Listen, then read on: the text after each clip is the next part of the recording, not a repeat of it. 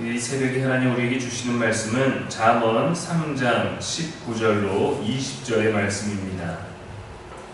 여호와께서는 지혜로 땅에 터를 놓으셨으며 명철로 하늘을 견고히 세우셨고 그의 지식으로 깊은 바다를 갈라지게 하셨으며 공중에서 이슬이 내리게 하셨느니라. 아멘. 이는 살아계신 하나님의 말씀입니다.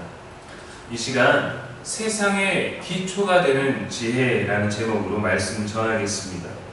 오늘 19절 말씀에서는 여호와께서 지혜로 땅에 터를 놓으시고 견고히 하셨고 바다를 가르시고 이슬을 내리셨다 합니다. 물론 창세기에 기록된 창조 이야기에는 하나님께서 지혜로 천지를 창조하셨다라는 이야기는 없습니다. 하나님이 이르시되라고 해서 오직 말씀으로 창조하신 것을 알 수 있죠. 그러나 하나님의 창조의 역사를 지혜에 근거한 사역으로 기록된 내용들이 있습니다.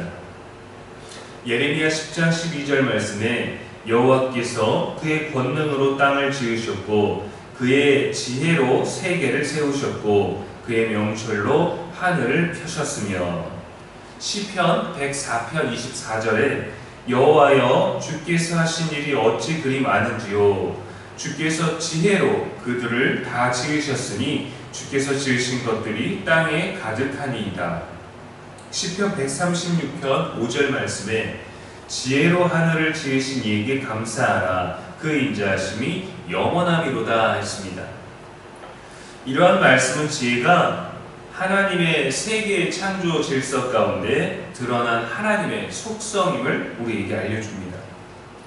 여전히 하나님의 지혜가 세상을 창조하시고 움직이고 계심을 증거하는 것이죠.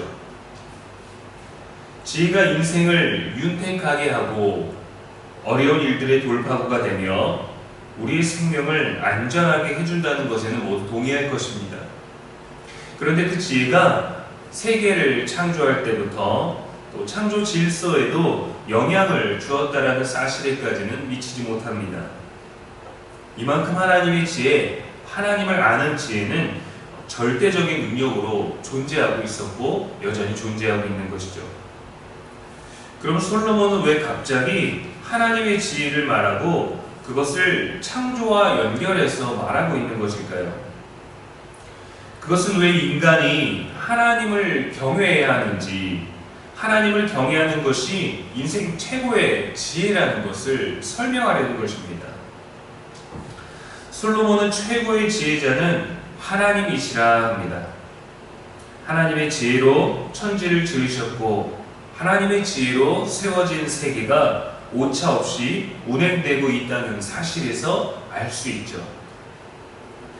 지혜로 만들어진 세상 위에 존재하는 생명들도 지혜의 근거를 두고 있고 지혜 위에 살고 있다는 겁니다. 이 지혜는 곧 하나님의 말씀이고 하나님의 말씀은 곧 예수 그리스도이십니다. 그래서 우리는 그리스도의 가르침을 본받아야 합니다. 마태복음 7장 24절에 그러므로 누구든지 나의 이 말을 듣고 행하는 자는 그 집을 반석 위에 지은 지혜로운 사람 같으리니. 우리 인생에 참된 지혜가 되시는 그리스도의 말씀을 반석으로 세우는 것이 인생을 바르게 세워가는 것입니다. 그리고 그는 또한 지혜로운 사람과 같습니다. 하나님의 지혜 말씀에 근거하여 저와 여러분의 인생이 세워지고 방향성을 잡아야 합니다. 말씀을 따라가십시오. 오늘도 말씀으로 여러분 삶에 뿌리를 내리십시오. 기초 봉사를 하십시오. 말씀 따라 살아가는 인생을 지혜로운 사람이라 하셨습니다. 저와 여러분의 모든 날들이 이러한 지혜로 말씀으로 가득하기를 주님의 이름으로 축원합니다. 기도하겠습니다. 지혜와 진리의 하나님 아버지, 오늘도 말씀 주시니 감사합니다. 세상을 살기에 필요한 지혜는 곧 우주를 창조한 하나님의 지혜라고 말씀은 우리에게 알려줍니다. 말씀대로 믿고 깨닫게 하여 주시옵소서. 유익을 얻기 위해 이익과 만족을 얻기 위한 지혜가 아닌 세상을 창조하시고 운행하시는 여호와의 참된 지혜를 깨달아 하나님을 경외하는 자의 지식의 근본을 누리게 하여 주시옵소서. 말씀으로 인도하여 주시고 말씀 따라 살기를 원하오니 협착한 길, 험난한 길일지라도 지혜가 알려주는 길이라면 담대히 따를 수 있는 우리가 되게 하여 주시옵소서.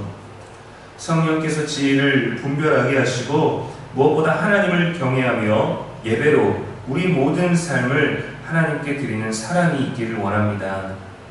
지혜 위에 서는 우리가 되게 하시고 지혜로운 말과 행동으로 모든 순간을 살아가게 도와주시옵소서. 오늘도 우리의 영원한 지혜와 소망이 되신 예수님의 이름으로 축복하며 기도합니다. 아멘.